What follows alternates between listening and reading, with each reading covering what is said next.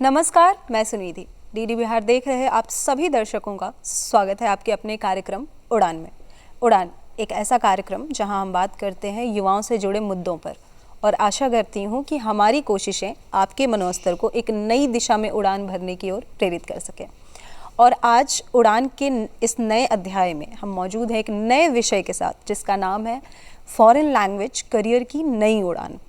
जी, languages हम जानते हैं कि बहुत ज़्यादा लैंग्वेजेस है पूरी दुनिया में, बहुत सारी भाषाएं हैं, लेकिन उन भाषाओं को जानना और उनके जानने से आपके पर्सनल लाइफ में, आपके प्रोफेशनल लाइफ में क्या कुछ बदलाव आते हैं जानने के बाद, वो कितने ज़्यादा ज़रूरी हैं, इन सभी पहलुओं पे बात करेंगे हम। और आज के हमारे इस नए विषय के विभिन्न पहलुओं पे चर्चा करने के लिए मौजूद है हम हमारे आज के मेहमान के साथ, हिमांशु राज के साथ, and he is a foreign language expert. तो बहुत बहुत स्वागत है सर आपका आज के हमारे इस कार्यक्रम में। नमस्ते। ओके सर, जैसे कि अभी हम बात करने जा रहे हैं फॉरेन लैंग्वेजेस की, और ऑब्वियसली क्योंकि हमारा ये कार्यक्रम यूथ का है, तो यूथ का और फॉरेन लैंग्वेज का जो रिलेशन है, तो लैंग्वेज ही है जहाँ से सारा इवोल्यूशन शुरू हुआ। अगर साइन लैंग्वेज की बात करें, जब पहले लोग साइन लैंग्वेज यूज़ करते थे तो बहुत मिनिमम अमाउंट ऑफ कॉन्वर्सेशन हो पाती थी कि जो बेसिक चीज़ें हैं, या खाना हो गया, या फिर सुरक्षा हो गई, या फिर मतलब बहुत ही कम बेसिक चीज़ है जो लोग कॉन्वर्सेट कर पाते थे। लेकिन जितना भी इवोल्यूशन शुरू हुआ है, जितनी भी सारी चीज़ें शुरू हुई हैं, जितना भी हमने प्रोग्रेस किया है, एक्चुअली वो आई थिंक जो उनके आइडियाज़ है उनको बात करने के बाद ही वो शुरू हुई है, यानी कि भाषाओं के निर्माण के बाद ही शुरू हुई है।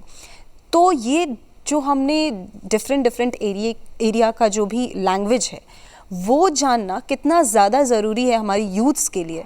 फॉरेन लैंग्वेज सीखने के बाद हमारा जो कैरियर है वो डिफरेंट फील्ड में खुलता है। फॉर एग्जांपल, आप चाहो तो ट्रांसलेटर बन सकते हो, आप चाहो तो टीचर बन सकते हो, आप चाहो तो इंटरप्रेटर बन सकते हो, टूरिस्ट गाइड बन सकते हो। इसके अलावा जो कैरियर है एमएनसीज में बहुत ज़्यादा है। फॉर एग्जांपल, आप कोई कोर्सेज करते हो, किसी भी लैंग्वेज में करते हो, तो आपके पास इतने सारे ऑप्शंस हैं कि आप एमएनसीज में एक अच्छे पोस्ट पे, एक अच्छे सैलरी के साथ आप जॉब कर सकते हो। उसके लिए कोई एक्स्ट्रा क्वालिफिकेशन की ज़रूरत नहीं है, बस ग्रेजुएट होना ज़रूरी है। या आप चाहो तो लैंग्वेज से ग्रेजुएट हो सकते हो, या आप चाहो तो किसी भी सब्जेक्ट से हो ग्रेजुएट, आप उसके साथ लैंग्वेज एक्स्ट्रा लेके कर सकते हो।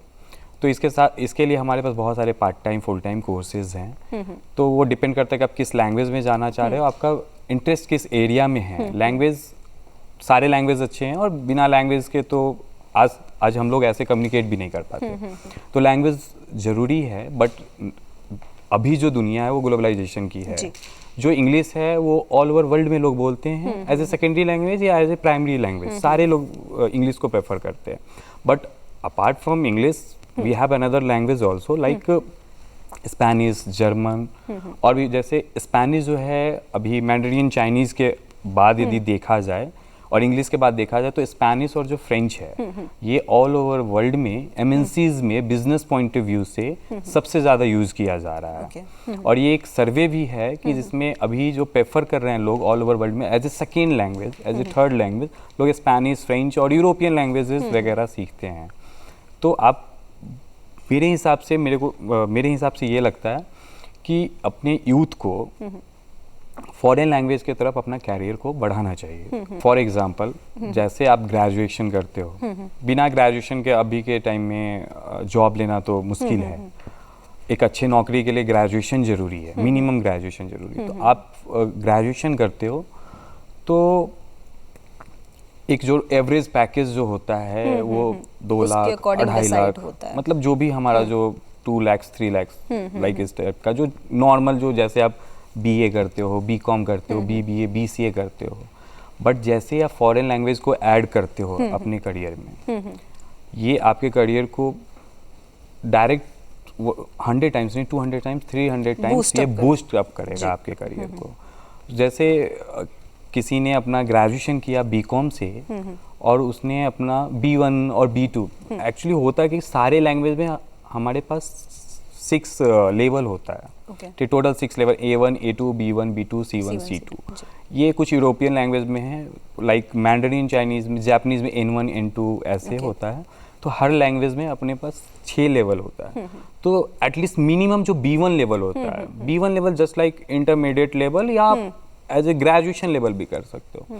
तो B1 लेवल और प्लस में आपका ग्रेजुएशन, आप किसी भी सब्जेक्ट से हो, किसी भी स्ट्रीम से हो, तो आपकी जो सैलरी होगी आने वाले टाइम में B1 के बाद, नॉर्मल जिन्होंने सिर्फ ग्रेजुएशन किया है उनकी सैलरी फॉर एग्जांपल 3 लाख है, तो आपकी जो पैकेज होगी वो 6 लाख से स्टार्ट होगी, डबल सैलरी। काम आप भी वही करोगे जो नॉर्मल इंग्लिश प्रोसेस में होता है, सेम प्रोसेस सेम काम आप करो, बस आपके पास एक एड ऑन क्या है तो फॉरेन लैंग्वेज है, वो बूस्ट अप कर देता है, जो भी करता है। आपके स्ट्रीम है उसको बूस्ट अप कर देता है। Yes. तो जैसे कि अगर फॉरेन लैंग्वेज की बात कर रहे हैं तो ये किसी पर्टिकुलर स्ट्रीम के लिए ही होता है, या फिर हम डॉक्टर हैं या इंजीनियर हैं या टीचर हैं या फिर जो भी अलग अलग स्ट्रीम्स हैं, या फिर मीडिया से लोग हैं, जर्नलिज्म के लोग हैं, तो क्या सारे स्ट्रीम में फॉरेन लैंग्वेज यूज़फुल उतना ही है या फिर किसी पर्टिकुलर स्ट्रीम में ज़्यादा यूज़फुल है? नहीं, लैंग्वेज जो है, जैसे फॉर एग्जांपल मैं बिहार की बातें करूँ या मैं अपनी देश की बातें करूँ, तो अपने देश में सारे लोग, चाहे वो एजुकेटेड हैं, अनएजुकेटेड हैं, चाहे कोई बढ़ई है, कोई प्लम्बर है, सारे लोग हिंदी बोलते हैं, तमिल बोलते हैं, सारे लोकल लैंग्वेज जो भी उनका रीजनल लैंग्वेज है वो बोलते हैं। तो लैंग्वेज के लिए कोई एक पार्टिकुलर फील्ड नहीं है, किसी भी फील्ड के लोग कर सकते हैं, करना चाहिए, सबको करना चाहिए, किसी भी फील्ड के लोग कर सकते हैं इस चीज़ को। और रह गई बात, तो जैसे आप प्रोफेशनल वे में यदि आप जाना चाहते हो, फॉर एग्जांपल कि आप डॉक्टर हो, तो बहुत सारी ऐसी प्राइवेट इंस्टीट्यूशन है, प्राइवेट हॉस्पिटल है जो दिल्ली और मेट्रोपॉलिटन सिटीज़ में, जहाँ पे एम्बेसी के लोग, जो फ्रेंच एम्बेसी के लोग या जो फ्रांस के लोग या स्पेन के लोग, जर्मन के लोग जो इंडिया में स्टे कर रहे हैं किसी काम से या घूमने आए हैं, टूरिस्ट हैं, कुछ भी हैं, जब वो बीमार पड़ते हैं तो उनको हॉस्पिटल जाना पड़ता है। तो वहाँ पे बहुत सारी बड़ी हॉस्पिटल जो है वो as a translator, as a interpreter hire करती है। एक तो वहाँ जॉब अपॉर्चुनिटी है, दूसरा यदि आप डॉक्टर हो, यदि आपको वो लैंग्वेज आ रहा है, तो ये आपके लिए बेटर ऑप्शन है कि आप अपने पेशेंट के साथ ज़्यादा अच्छे से डायरेक्ट कन्वर्सेशन कर सकते हो और अच्छे से कम्युनिकेट कर सकते हो, उनकी प्रॉब्लम को आप समझ सकते हो, ये ज़्यादा ज़रूरी है। ये तो एक डॉक्टर फील्ड की मैं बात कर रहा हूँ। ऐसे बहुत सारे अनगिनत फील्ड हैं जिस फील्ड में लैंग्वेज ज़रूरी है। और लैंग्वेज एक सर्वे के अनुसार ये कहा जाता है कि जो बाइलिंगुअल है, ट्राइलिंगुअल है या पॉलीग्लॉट है, पॉलीग्लॉट जिन्हें 4-5 लैंग्वेज आते हैं, तो इंडिया में देखा जाए तो हर इंसान पॉलीग्लॉट है। फॉर एग्जांपल हम बिहार से हैं तो हमें भोजपुरी भी आती है, हिंदी भी आती है, इंग्लिश भी आती है, थोड़ी मगही भी आती है, मैथिली भी आती है। तो जिन्हें 3-4 लैंग्वेज आता है वो पॉलीग्लॉट, हाँ, वो पॉलीग्लॉट होते हैं। बट यदि फॉरेन लैंग्वेज की बात किया जाए तो जिनको 4-5 लैंग्वेज, 10 लैंग्वेज आता है, एक तो एक सर्वे में ये बताया गया कि आप कभी मानसिक रूप से बीमार नहीं हो सकते। आपका एक पर्सनालिटी अलग डेवलपमेंट होगा, आपके सोचने का तरीका अलग डेवलप होगा, आप कल्चर को जानोगे, समझोगे। तो एक पर्सनालिटी के साथ वे ऑफ कम्युनिकेशन, सोचने का तरीका, हर चीज़ चेंज होता है। ये तो एक पर्सनल पॉइंट ऑफ व्यू है, but professional point of view में जॉब अपॉर्चुनिटी इंडिया में बहुत सारे हैं। मैं सिर्फ एक पार्टिकुलर एक लैंग्वेज की बात करूँ, फ्रेंच की यदि मैं बात करूँ, तो ऑल ओवर इंडिया में अप्रॉक्स 600 से ज़्यादा कंपनियां हैं जो इंडिया में फॉरेन लैंग्वेज के ऊपर काम करती। फॉरेन लैंग्वेज के ऊपर काम करती मीन्स कि उनके पास जॉब अपॉर्चुनिटीज़ है। सिर्फ मैं फ्रेंच की बात कर रहा हूँ, अपार्ट फ्रॉम फ्रेंच और भी बहुत सारे लैंग्वेज हैं जिनमें जॉब अपॉर्चुनिटी है, जिनमें नहीं, सारे लैंग्वेज में जॉब अपॉर्चुनिटी है। बट इंडिया में अभी देखा जाए तो जो रेशियो चल रहा है वो कुछ यूरोपियन लैंग्वेजेस जैसे फ्रेंच हो गया, जर्मन, स्पेनिश, इन सब लैंग्वेजों में जॉब अपॉर्चुनिटी ज़्यादा है। एंड अगर अभी बात करें बीइंग एन मतलब फॉरेन लैंग्वेज एक्सपर्ट, तो अगर इंडिया की बात करें तो इंडिया में कितने लोग हैं जो आपको लगता है अवेयर हैं इस चीज़ से और ज़्यादा इस फील्ड में ज़्यादा पार्टिसिपेट कर रहे हैं? कहाँ कैसे लोग हैं, कैसे यूथ्स हैं? अभी जैसे मैं इस फील्ड में पिछले 5-6 सालों से हूँ, तो मेरा जो ऑब्जर्वेशन है, मैं जितने लोगों से मिला हूँ या जितने डेटा को मैंने पढ़ा है, तो सबसे ज़्यादा यदि इंडिया में जो सबसे ज़्यादा पढ़ने वाले लोग हैं वो बिहार से हैं। बिहार से अप्रॉक्स मुझे लग रहा है 60 to 70% जो लोग हैं जो पढ़ते हैं फॉरेन लैंग्वेज, वो अपने बिहार से हैं। 20% यूपी हैं, फिर राजस्थान है, फिर दिल्ली और भी स्टेट से हैं, बट सबसे ज़्यादा बिहार के लोग ज़्यादा पार्टिसिपेट हैं। Even not in French, German, her language में, जापानीज, चाइनीज़, हर लैंग्वेज में बिहार के लोग ज़्यादा पार्टिसिपेट करते हैं। तो अभी हमने बात की है कि कितनी ज़्यादा ज़रूरी है। अभी हम बात करते हैं कि अगर हमें फॉरेन लैंग्वेजेस सीखना है तो बेटर ऑप्शन क्या है, कहाँ से सीख सकते हैं, इंडिया में कहाँ से सीख सकते हैं, तो इसके ऊपर बात करेंगे। तो सर अगर बात करें कि फॉरेन लैंग्वेजेस अगर हमें सीखना हो तो इंडिया में बेटर ऑप्शंस क्या क्या है? फॉरेन लैंग्वेज सीखने के लिए हमारे पास दो ऑप्शंस हैं। एक तो आप फुल टाइम कोर्स कर सकते हो, फॉर एग्जांपल आप ग्रेजुएशन करो, मास्टर्स करो, पीएचडी करो, आप हर लैंग्वेज में कर सकते हो। गवर्नमेंट यूनिवर्सिटीज़ में ये अवेलेबल है। यदि आप +12 के बाद अपना कैरियर बनाना चाहते हो तो आप डायरेक्ट कर सकते हो ग्रेजुएशन, मास्टर्स। बहुत सारी यूनिवर्सिटीज़ जैसे JNU हो गई, BHU हो गई, AMU है, अलीगढ़ मुस्लिम यूनिवर्सिटी, कैलकाटा यूनिवर्सिटी, इवन अपने बिहार में पटना में भी फॉरेन लैंग्वेज डिपार्टमेंट है जहाँ फ्रेंच, स्पेनिश और जर्मन पढ़ाई जाती है, बेसिक्स लेवल। बट यदि आपको ग्रेजुएशन करना है तो आप गवर्नमेंट यूनिवर्सिटीज ज्वाइन करो। इसके अलावा फॉर एग्जांपल बहुत सारे लोग हैं जो अपना कैरियर स्विच करना चाहते हैं फॉरेन लैंग्वेज फील्ड में, जिन्होंने ग्रेजुएशन बहुत पहले किया है और उनके पास एक्सपीरियंस है, बट अब चाह रहे हैं कि मैं अपने सैलरी को बूस्ट करूँ और थोड़ा अच्छे फील्ड में जाऊँ जहाँ स्ट्रेस कम हो, काम अच्छा हो। तो उसके लिए आपके पास ऑप्शंस है पार्ट टाइम कोर्सेज का। तो जैसे दूतावास, एम्बेसी, तो एम्बेसी, जितनी सारी एम्बेसी है, यूरोपियन एम्बेसी, चाहे वो चाइनीज़ एम्बेसी हो, जापानीज एम्बेसी हो, सारी एम्बेसी क्या करती है, अपनी एक इंस्टीट्यूशन चलाती है ऑल ओवर वर्ल्ड में। वो एम्बेसी के थ्रू रन किया जाता है। फॉर एग्जांपल फ्रेंच के लिए आप ऑलियंस है, जर्मन के लिए गोएथे है, स्पेनिश के लिए इंस्टीट्यूटो सर्वेंतो है। तो ऐसी बहुत सारी दूतावास के थ्रू चलाई जाने वाली इंस्टीट्यूशन जो पार्ट टाइम कोर्सेज करवाती है। वो डिप्लोमा की सर्टिफिकेट देती है। आप वहाँ से 6 लेवल, मैंने ऑलरेडी पहले भी बताया कि 6 लेवल होता है, A1, A2, B1, B2। तो आप वहाँ से B1, B2 तक की कोर्सेज कर सकते हो। एक सर्टेन अमाउंट लेते हैं, कोर्स ड्यूरेशन होता है 6 month, depends on the level, 6 months, 3 months और 9 मंथ्स लाइक दैट। सो आप ये कर सकते हो। इसके अलावा बहुत सारी गवर्नमेंट यूनिवर्सिटी है जो पार्ट टाइम कोर्सेज करवाती है, जो वीकेंड पे क्लासेस चलता है। जैसे आप डिप्लोमा कर सकते हो, सर्टिफिकेट कोर्स कर सकते हो, एडवांस डिप्लोमा कर सकते हो। ये फुल टाइम नहीं, पार्ट टाइम कोर्सेज है, बहुत सारी यूनिवर्सिटी करवाती है, गवर्नमेंट यूनिवर्सिटी।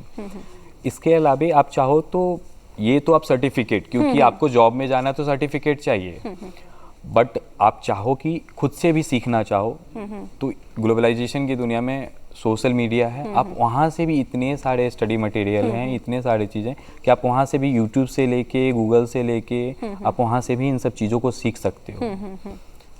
जी। तो सर अगर अभी जैसे कि आपने ग्लोबलाइजेशन की बात की है, currently we are living in a global village, तो और वो भी बिकॉज ऑफ डिजिटल वर्ल्ड और इंटरनेट की वजह से, तो लैंग्वेज सीखने में आई थिंक मेरे को लगता है जहाँ तक लिखना थोड़ा इजी होता है, पढ़ना इजी होता है, बोलने में बहुत ज़्यादा परेशानी होती है, तो उसके लिए क्या कुछ एक्सरसाइजेस स्टूडेंट्स कर सकते हैं? लैंग्वेज 4 एस्पेक्ट्स पे चलती है। फॉर एग्जांपल हमें रीडिंग आना चाहिए, लिसनिंग आना चाहिए, स्पीकिंग आना चाहिए और राइटिंग भी आना चाहिए।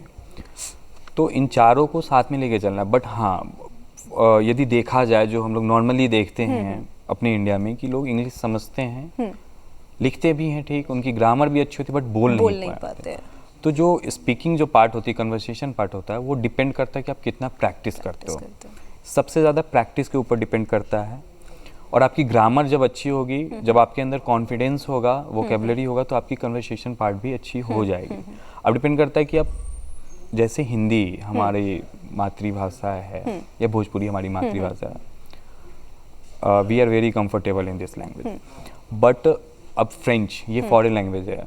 एक तो हमारा जो साइकोलॉजिकल थिंकिंग है कि पहले हम इंग्लिश सीखेंगे, देन, क्योंकि हमारी तो इंग्लिश तो अच्छी ही नहीं है, तो फ्रेंच या दूसरी लैंग्वेज कैसे सीख सकते हैं, पहले तो इंग्लिश तो ठीक कर ले। बट ऐसा नहीं है, किसी भी लैंग्वेज को सीखने के लिए किसी लैंग्वेज का सहारा नहीं होना चाहिए, एकदम जरूरी नहीं है। आपने जब इंग्लिश भी सीखा होगा तो आपने हिंदी का सहारा नहीं लिया होगा। वो ठीक है, वोकैबुलरी जैसे ए फॉर एप्पल, एप्पल मतलब सेब होता है, वो तो जानना जरूरी है। वो हमारा जो लोकल लैंग्वेज है, रीजनल लैंग्वेज है, उससे रिलेट कर पाएंगे। बट ऐसा क्यों, ऐसा नहीं पूछ सकते हैं कि हिंदी को, सॉरी, सेब को हिंदी में ऐसे लिखा जाता है और इंग्लिश में APPLE क्यों लिखा जाता है, ये नहीं पूछ सकते। हाँ, तो इन सब चीज़ों पे ध्यान देना होता है। तो अब रहेगी बात कि जब हमारी इंग्लिश अच्छी नहीं है, जो मेंटालिटी है नॉर्मल कि इंग्लिश अच्छी नहीं है तो फॉरेन लैंग्वेज कैसे, फ्रेंच कैसे अच्छी हो जाएगी और दूसरी लैंग्वेज कैसे अच्छी हो जाएगी। तो उसके पीछे ये सारा हमारा एक स्मिथ है कि हम ऐसा नहीं कर सकते हैं, बट बिना आप किसी लैंग्वेज के थ्रू आप दूसरे लैंग्वेज को ठीक कर सकते हो। अब ये रहेगी बात कि डिजिटल प्लेटफॉर्म, इतनी सारी एप्लीकेशंस जो फ्री एप्लीकेशंस हैं, जो प्ले स्टोर पे मिल जाएंगे आपको, फ्री एप्लीकेशन है जहाँ आप फ्री में कन्वर्सेशन कर सकते हो। आप इंडिया में बैठे, अपने घर में बैठे, आप वर्ल्ड में जिस लैंग्वेज को आप चाह रहे हो सीखना, उस लैंग्वेज में आप फ्री में बात कर सकते हो, कन्वर्सेशन कर सकते हो। तो स्पीकिंग एक तो वहाँ से इम्प्रूव हो जाएगी। उसके अलावा आप स्पीकिंग पार्ट पे आप काम करना, तो एक नॉर्मल सब जानते हैं कि अच्छा श्रोता ही एक अच्छा वक्ता बनता है। तो हमें अच्छा सुनना चाहिए पहले, क्योंकि जब हम छोटे होते हैं तो हम लोग पहले सुनते हैं, डायरेक्ट बात करना स्टार्ट नहीं करते हैं, फिर थोड़ा थोड़ा बोलना स्टार्ट करते हैं, पापा मम्मी ऐसे करके। तो एक अच्छा श्रोता, एक अच्छा वक्ता बनता है, तो पहले सुनना चाहिए हमें। हमें स्पीकिंग को ठीक करने के लिए दो चीज़ पे काम करना चाहिए, क्योंकि आप जब भी फॉरेन लैंग्वेज जब चूज करते हो तो उनका जो एक्सेंट होता है वो हमारे एक्सेंट से टोटली डिफरेंट होता है। तो उनके एक्सेंट को पहले समझने के लिए लिसनिंग पे फोकस करना चाहिए, और स्पीकिंग के लिए हमें जितना से ज़्यादा, जिससे ज़्यादा बोल सके, उस एनवायरनमेंट को अडैप्ट करना चाहिए। और एनवायरनमेंट की बात कर रहे हैं तो यहाँ वैसा माहौल नहीं है हमारे इंडिया में, वैसा कल्चर नहीं कि आप उस लैंग्वेज को जाओ और सीख लो। तो इसी के लिए जो एम्बेसीज जो है ना, एक वैसा इन्वायरमेंट देती है हमें, जैसे जो मैंने बताया कि ऑलियंस है या सैवेंतो है या गोएथे है, उनके यहाँ ये कल्चर होता है। जब आप इंस्टीट्यूशंस वगैरह में इंटर करोगे तो वहाँ आपको वैसा माहौल दिया जाएगा, लाइब्रेरी वैसा दिया जाएगा जहाँ आप चाहो तो अपने लैंग्वेज को बूस्ट अप कर सकते हैं। जी, थैंक यू। और इसके साथ ही अभी अगर बात करें हम कि बहुत सारे लोग जो है वो फॉरेन जाना चाहते हैं, ऑब्वियस सी बात है, तो बहुत सारी एलिजिबिलिटी क्राइटेरिया होती है, बहुत सारी वीज़ा प्रोसेसिंग एंड ऑल, बहुत सारी चीज़ें होती है जिसको ध्यान में रखना होता है। बट अगर फॉरेन लैंग्वेज से रिलेटेड अगर बात करें तो क्या मतलब फॉरेन लैंग्वेज के बेसिस पे कोई फॉरेन जा सकता है, उस पर्टिकुलर लैंग्वेज के पर्टिकुलर कंट्री में? आप जा सकते हो। फॉर एग्जांपल अब देखा जाए तो मैं फ्रेंच को अभी लेके बात करूँ तो आप कनाडा जाना चाहते हो, या कनाडा में आप PR के लिए अप्लाई करना चाह रहे हो, या एजुकेशन के लिए अप्लाई करना, या जॉब के लिए अप्लाई करना चाह रहे हो, तो एक तो इंग्लिश का एग्ज़ाम मैंडेटरी होता है फॉर जो टॉफेल और द आइल्स, ठीक है। आप कनाडा यदि जाना चाहते हो तो यदि आप, उनका एक एग्ज़ाम होता है TEF और TCF, ओके, ये फ्रेंच में होता है। आप इन एग्ज़ाम को क्लियर करोगे तो आपको इंग्लिश के एग्ज़ाम देने की ज़रूरत नहीं है, आप डायरेक्ट जा सकते हो। दूसरी बात, जब आपको एक फॉरेन लैंग्वेज आ रहा है तो आपके पास जॉब अपॉर्चुनिटी ज़्यादा है। कनाडा में एक स्टेट है, प्रोविंस है, क्यूबेक बोलते हैं, वहाँ के 95% लोग फ्रेंच ही बोलते हैं, वो दूसरी लैंग्वेज नहीं बोलते हैं, फ्रेंच बोलते हैं। यदि आप क्यूबेक रीजन में जाना चाहते हो, कनाडा और बहुत सारे यूरोपियन देश है जहाँ की जो आबादी है वो मुझे लगता है कि 80% आबादी है जो अबव 50 है, और इंडिया एक ऐसा देश है जहाँ अभी यूथ हैं और यंग लोग हैं, तो वो लोग चाहते हैं कि दूसरी कंट्री से हमारे यहाँ आके लोग, पहले इतना इजी नहीं था कहीं का वीज़ा लेना और PR लेना, जॉब लेना अदर कंट्री में, बट अब इजी क्यों है बहुत सारे कंट्री में, चाहे वो जापान हो, चाहे आपका कनाडा हो, बहुत ज़्यादा इजी। लैंग्वेज बहुत ही बड़ा फैक्टर है उस चीज़। तो वो चाहते हैं कि हमारे यहाँ आके काम करे, और हमारे लिए वहाँ का जो करेंसी है, वहाँ का जो डॉलर है, हमारे लिए तो हमारे लिए वो बेनिफिशियल तो है ही, तो हम भी चाहते हैं वहाँ जाए। तो फ़ायदा यहाँ कैसे है फॉरेन लैंग्वेज का, यदि आप इंग्लिश सिर्फ जानते हो, हिंदी आपकी वहाँ यूज़ होगी नहीं, आप इंग्लिश जानते हो,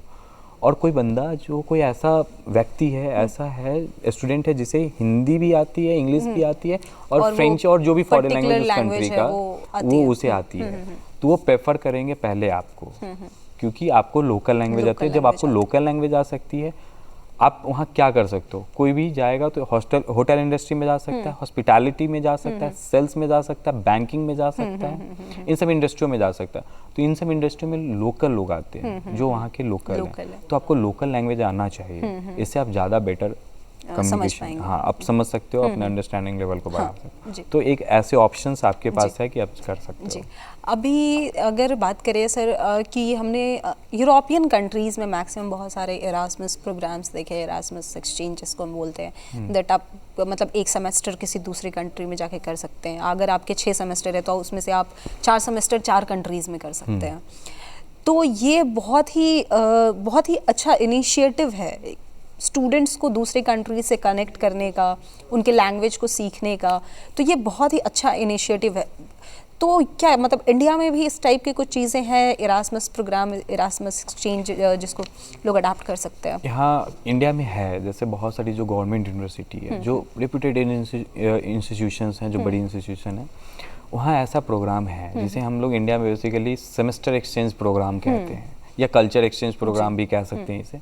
तो इसके तहत होता क्या है ना कि सेमेस्टर जो यूनिवर्सिटी है ना, बच्चे को एक सेमेस्टर, जैसे उनका 3 इयर्स का प्रोग्राम है या 2 इयर्स का है, तो उसमें एक सेमेस्टर उसे दूसरे कंट्री भेजते हैं और वहाँ के बच्चे यहाँ आते हैं और यहाँ के बच्चे वहाँ जाते हैं। फॉर एग्जांपल आप यूरोप जाना चाहते हो, यूरोप की किसी बड़े यूनिवर्सिटी में आप जाके 6 मंथ अपना इंटर्नशिप और अपना सेमेस्टर एक्सचेंज प्रोग्राम अटेंड करना चाहते हो, तो आपको यदि फ्रेंच आ रहा है, यूरोप में अब स्पेन जा रहे हो, कहीं भी जाओ, जर्मन आ रहा है, फ्रेंच आ रहा है, या रशिया जा रहे हो, रशियन आ रहा है आपको, तो ये यदि आपको लोकल लैंग्वेज आ रहा है तो 2-3 इसके पहलू है जो आपको बेनिफिट देगा। आपके अंडरस्टैंडिंग लेवल में आप बेटर अच्छा कर सकते हो। एक तो आप लोकल लोगों से वहाँ अटैच हो सकते हो, कनेक्ट कर सकते हो, उनकी चीज़ों को समझ सकते हो, उनके कल्चर को समझ सकते हो। आपके प्रोफेसर से आप एक बेटर अंडरस्टैंडिंग लेवल डेवलप कर सकते हो। आप वहाँ उनसे सीख सकते हो, आप चीज़ों को समझ सकते हो। आपको वहाँ 6 महीने रहने में प्रॉब्लम नहीं हो सकती, एकदम प्रॉब्लम नहीं होगा, आप चीज़ों को बहुत ही स्मूथली कर लोगे। ये तो एक एक्सचेंज प्रोग्राम है। इसके अलावा भी बहुत सारे ऑप्शंस हैं कि आप वहाँ जा रहे हो एक्सचेंज प्रोग्राम में, आप उस यूनिवर्सिटी में अच्छा कर रहे हो, यूनिवर्सिटी की नज़र आप पे है कि हाँ ये इंडिया से आए हैं, इनका लैंग्वेज भी अच्छा है, नॉलेज भी अच्छा है और ये अच्छा परफॉर्मर भी हैं, तो आपको और बेटर अपॉर्चुनिटी वहाँ मिल सकता है। तो लैंग्वेज के तो बहुत सारे फ़ायदे हैं। तो अभी तक हमने बात की है फॉरेन लैंग्वेजेस के क्या क्या फ़ायदे हैं, स्टूडेंट्स उनके कैसे एक दूसरे से कनेक्ट कर पाएंगे, दूसरे कंट्रीज़ के स्टूडेंट्स इरास्मस प्रोग्राम के थ्रू कैसे कनेक्ट कर पाएंगे एक दूसरे से, कैसे एक नया कल्चर अडाप्ट कर पाएंगे और कैसे पर्सनल डेवलपमेंट कर पाएंगे, प्रोफेशनल लाइफ को कैसे बूस्ट कर पाएंगे, इन सभी पहलुओं पे हमने अभी बात किया है। अभी हम लोग बात करते हैं फॉरेन लैंग्वेज की। अगर हम बात कर रहे हैं तो सर फॉरेन लैंग्वेज जैसे सेल्फ स्टडी भी होती है और खुद से लोग पढ़ाई करते हैं, और कुछ पढ़ाइयाँ होती है लोग ऑब्वियस सी बात है इंस्टीट्यूट में जाके पढ़ते हैं। तो अगर फॉरेन लैंग्वेज सीखना हो तो क्या सेल्फ स्टडी सफिशिएंट है या फिर मतलब कोई इंस्टीट्यूट ज्वाइन करना एज एन कंपलसरी है ऐसा? एज ए एक्सपर्ट यदि मैं बात करूँ इस चीज़ पे, तो एटलीस्ट जो बेसिक्स लेवल होता है, जैसे A1, यदि मैं शॉर्ट पार्ट टाइम कोर्सेज की बात करूँ, यूनिवर्सिटी और इनकी बात ना करूँ, तो जो बेसिक्स लेवल होता है A1 और A2, आपको कहीं ना कहीं से क्लासेस लेना चाहिए। आप चाहो, यदि आप कैपेबल हो, आप कॉन्सेंट्रेट रह सकते हो, कंटिन्यू कर सकते हो, तो आप गूगल, यूट्यूब से, बट वो मेहनत बहुत ज़्यादा लगेगा और आपके टाइम बहुत वेस्ट होंगे। तो एटलीस्ट A2 लेवल तक आपको कहीं से क्लासेस लेने चाहिए, क्योंकि एक गाइडेंस मिलता है ना, तो आप ज़्यादा जल्दी सीख जाओगे, क्योंकि आपको एक्स्ट्रा कुछ एफर्ट लगाने की ज़रूरत नहीं है। सब चीज़ दिया जाएगा, स्टडी मटेरियल हर चीज़ दिया जाएगा, तो आपको A2 लेवल एटलीस्ट करना चाहिए, क्योंकि हर लैंग्वेज में A2 लेवल एंड होते होते A2 तक होते होते एक रोड क्लियर हो जाएगा। रोड क्लियर हो जाता है। दूसरी चीज़ कि आप 80% ग्रामर पढ़ लेते हो A2 लेवल में एंड होते होते। जब आपकी ग्रामर 80% कंप्लीट हो जाती है, आप A2 लेवल की समझ हो जाती है, means A2 level just like intermediate level. उसके बाद आप कैपेबल हो जाते हो कि आप चीज़ों को खुद से ढूंढ के आप इतना कैपेबल हो जाते हो A2 के बाद कि आप बुक्स को पढ़ सकते हो, सबटाइटल पढ़ सकते हो, हेडलाइन देख सकते हो, तो इन सब चीज़ों को आप समझने लगोगे। उसके बाद आप चाहो तो कंटिन्यू करो सेल्फ स्टडी, बट ऐसे मेरी राय हो तो A2 लेवल तक तो आपकी क्लास लेनी चाहिए, क्योंकि ये फॉरेन लैंग्वेज है। ये फॉर एग्जांपल हम हिंदी बोलते हैं, इंग्लिश भी जानते हैं, इंग्लिश बचपन से हमने पढ़ा है, अब मुझे इंग्लिश को इम्प्रूव करना है। एक इंग्लिश इंप्रूव करना है तो उसके लिए सिंपली हम लोग कन्वर्सेशन करना स्टार्ट करेंगे, यूट्यूब से वीडियो देख लेंगे, थोड़ा सा कुछ ऑक्सफोर्ड्स की ग्रामर और ट्रांसलेशन की बुक प्रैक्टिस कर लेंगे। तो मतलब सिंपल सी बात है कि एटलीस्ट आप एक दो स्टेयर्स जो है वो गाइडेंस में लें और फॉरेन लैंग्वेज सीखने के लिए एटलीस्ट A2 लेवल तक आप किसी इंस्टीट्यूट या किसी टीचर की गाइडेंस ले, वहाँ से सीखें। अभी अगर जैसे बात करें कि जो भी स्टूडेंट्स हैं, शायद सभी लोग बहुत ज़्यादा पैसा इन्वेस्ट करना अफोर्ड नहीं कर पाते हैं, तो उन स्टूडेंट्स के लिए आपकी क्या राय है कि वो स्टूडेंट्स कैसे अडाप्ट करें इस चीज़ को, जो ज़्यादा ट्यूशन फीस नहीं दे सकते या फिर इंस्टीट्यूट को पे नहीं कर सकते, वो कैसे इस चीज़ को टैकल करें? इसके लिए तो 2 रास्ते हैं। पहला रास्ता कि आप सेल्फ स्टडी करो, आप गूगल पे जाओ, डायरेक्टली सर्च करो A1, फॉर एग्जांपल फ्रेंच का करना तो French grammar A1 level syllabus, then आप सिलेबस को वहाँ से कॉपी करो, यूट्यूब पे सर्च करो, वीडियोस देखो, नोट्स बनाओ। ये थोड़ा सा टाइम टेकन होगा बट आप इसमें ज़्यादा सीखोगे, ठीक है। दूसरा आप ये कर सकते हो कि बहुत सारी यूनिवर्सिटीज़ जो हैं जो certificate course, diploma, advance diploma बहुत कम मिनिमम अमाउंट में करवाती है, मिनिमम फ़ी है उनका अप्रॉक्स 5,000 10,000। इग्नू की मैं बात करूँ तो इग्नू भी सर्टिफिकेट कोर्स करवाती है, अप्रॉक्स 5,000 4,000 होता है। आप वहाँ से भी कोर्सेज कर सकते हो। तो अभी तक बात ऐसी है कि फॉरेन लैंग्वेज सीखने के लिए आप चाहें तो मिनिमम इन्वेस्ट कर सकते हैं और मैक्सिमम आप अर्न कर सकते हैं, और ये एक्चुअली में बहुत ज़्यादा बूस्ट करता है प्रोफेशनल लाइफ को, आप किसी भी फील्ड में हो। तो हिमांशु जी, अभी हमारे पास आज के लिए, क्योंकि हमारे पास समय की थोड़ी पाबंदी है, तो हमारे कार्यक्रम को ख़त्म होने का वक्त हो चला है। तो बहुत बहुत धन्यवाद आपका हमारे आज के इस कार्यक्रम में जुड़ने के लिए और हमारे दर्शकों को इतनी सारी जानकारी देने के लिए। धन्यवाद, और धन्यवाद दर्शक को भी। जी, तो अभी तक आज हमने उड़ान के इस अध्याय में फॉरेन लैंग्वेज के ऊपर बात की थी, कितनी ज़रूरी है, कितना पर्सनल और प्रोफेशनल डेवलपमेंट होता है अगर हम 3-4 लैंग्वेजेस जान रहे हैं या एक भी ज़्यादा लैंग्वेज जान रहे हैं। तो एक नया लैंग्वेज सीखने का मतलब है उनके एक पूरे कल्चर को सीखना। तो ये खुद में ही बहुत बड़ी बात है कि आप किसी अगर कल्चर को सीख रहे हो तो वो आपके स्टेट ऑफ माइंड को कितना इन्हांस कर देता है। तो हमने अभी आज के इस अध्याय में इतनी बात की है, अभी हमारे पास समय की पाबंदी है, तो मिलते हैं अब उड़ान के अगले अध्याय में एक नए विषय के साथ, एक नई दिशा में उड़ान भरने। तब तक के लिए हंसते रहिए, मुस्कुराते रहिए और देखते रहिए DD बिहार। धन्यवाद।